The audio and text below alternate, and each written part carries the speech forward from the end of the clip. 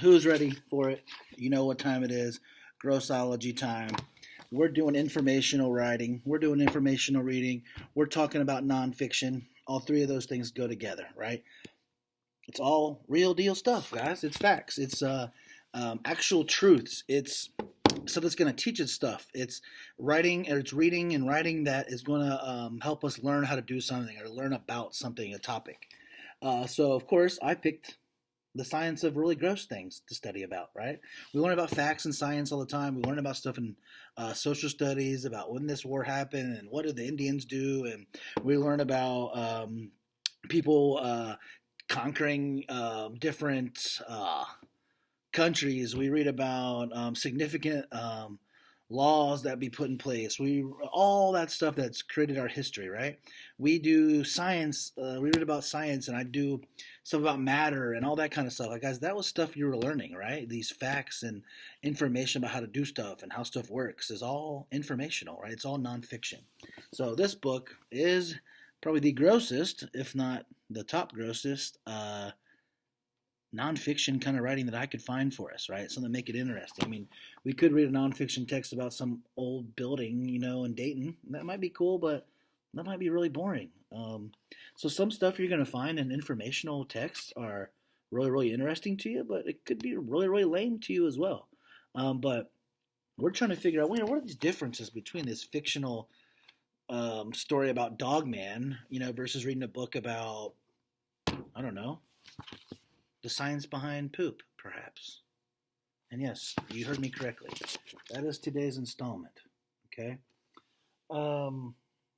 That guy, don't laugh at him now, even though he does look kind of funny. These are very important to us today, and I'll tell you why here in a second. Just got a little caption over here. I see some bolded words or some colored words here, so we're going to get into some vocab.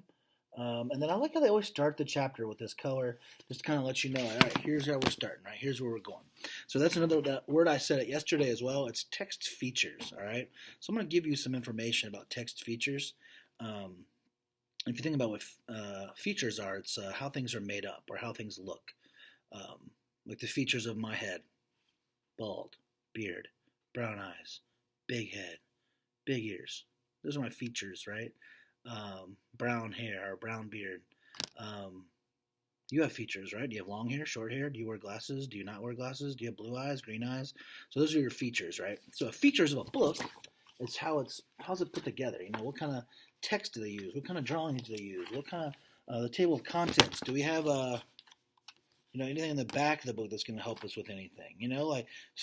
We're gonna keep busting through here, learning some stuff about nonfiction, but also kind of getting a laugh along the way and getting to hear me read, right? So the fluency is what means, like hearing someone read and becoming a faster reader and a more fluent reader.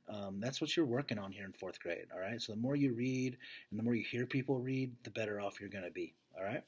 So hopefully you enjoyed yesterday's. Again, that was we were at Boogers yesterday. Again, every time I talk about it, it makes my nose itch.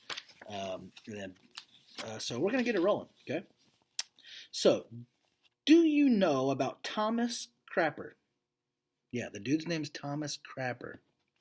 He was an Englishman who, during the 1800s, invented the shut-off for clean water entering the toilet tank.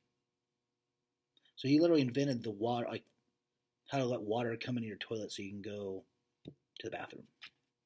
The word crap comes from crapper.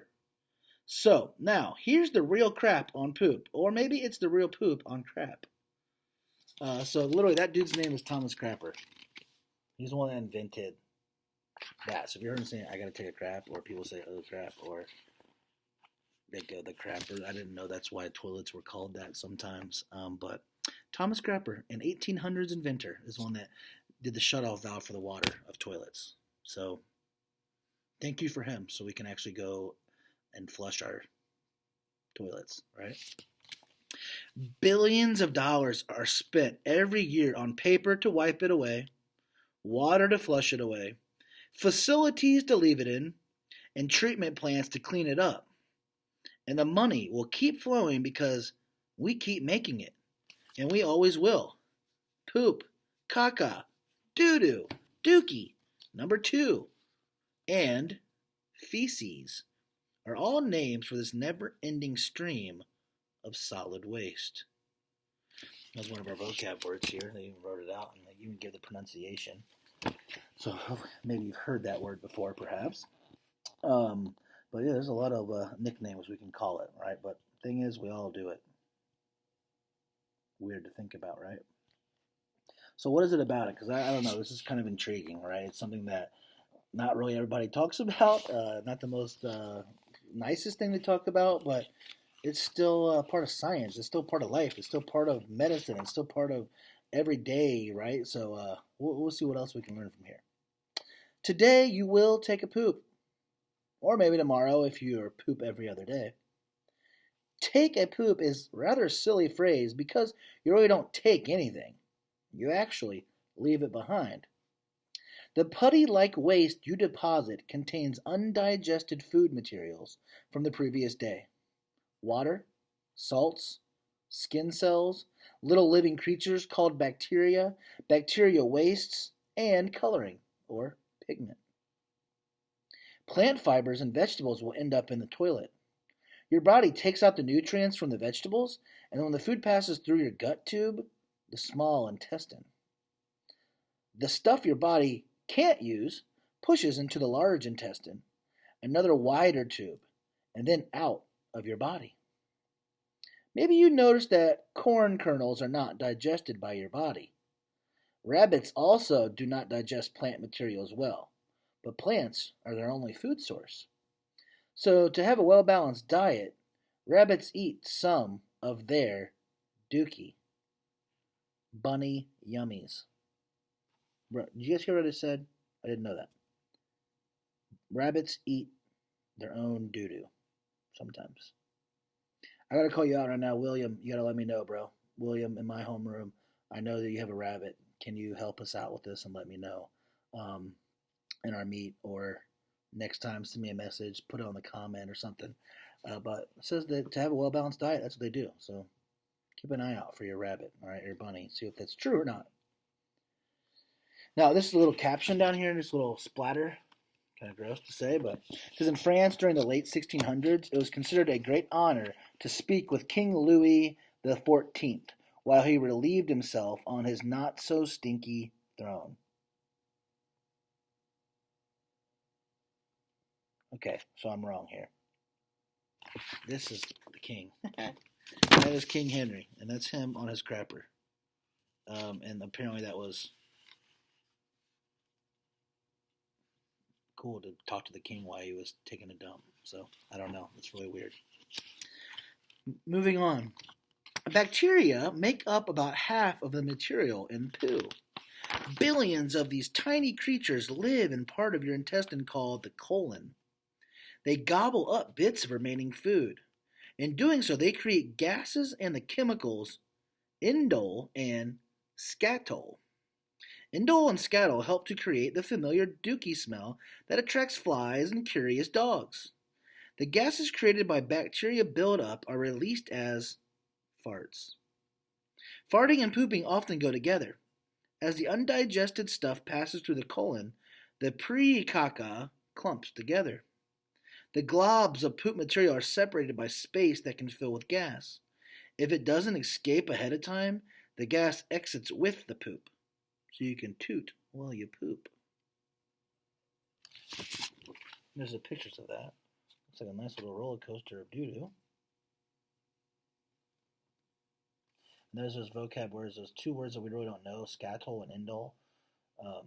They even put the pronunciations there, how to say them, and they tell you what it is. So that's one of those things that informational texts do as well. They kind of put that in there. So the color of poo comes from substance and bile. Bile is yellow, olive green, or brownish. The bile pigment results from the breakdown of old red blood cells. Bacteria in the colon decompose the bile pigments to create a brown color. Without the bacteria, our poop would be the various colors of bile, yellow, olive green, or brownish. Oh, how colorful our waste would be. And there's a picture from this page, actually. That's what it looks like. There's your stomach, there's your intestines. There's a little caption right here. It says, if you squeezed out all the bacteria that lives in your intestines, you could almost fill up a coffee mug. Anyone want a sip? It's crazy. Bacteria is like microscopic, right? So if we have that much, we could fill a whole mug of it in our guts right now to help break down food. And it's weird to think about, right? Okay. Ooh. Oh, look, we got piggies now. It's a pretty crazy picture. Natural gas. Oh, that's what it says here. Your poop factory is in your 5-foot large intestine. The large intestine is a horseshoe-shaped puckered tube resting below your waist. It connects on the right end of your small intestine, wraps across your waist, goes down the left side, and then curls to the end to the center of your... I know what this is called.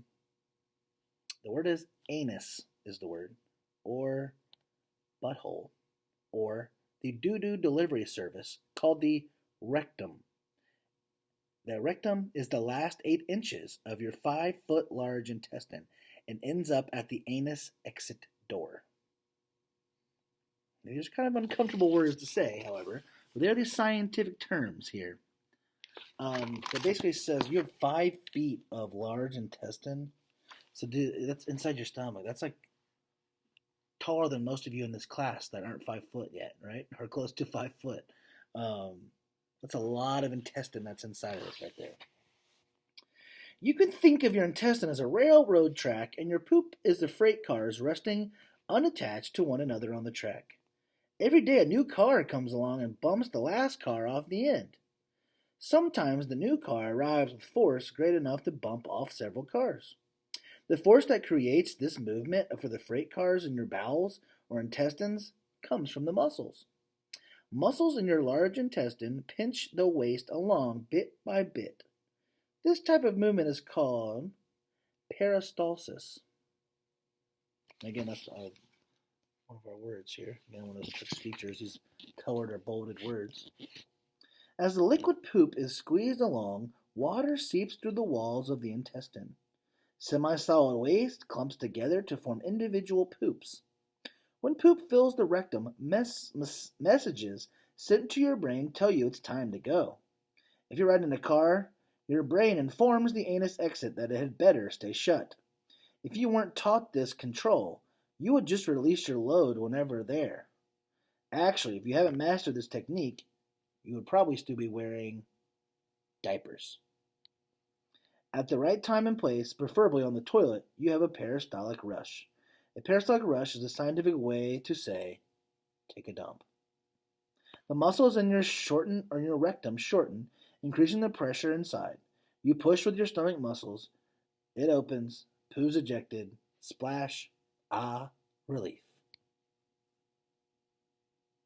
A lot going on there, guys. A lot going on there. So, the last little bit about here, and this is actually really kind of interesting to me, is called poop power, and it says natural gas here.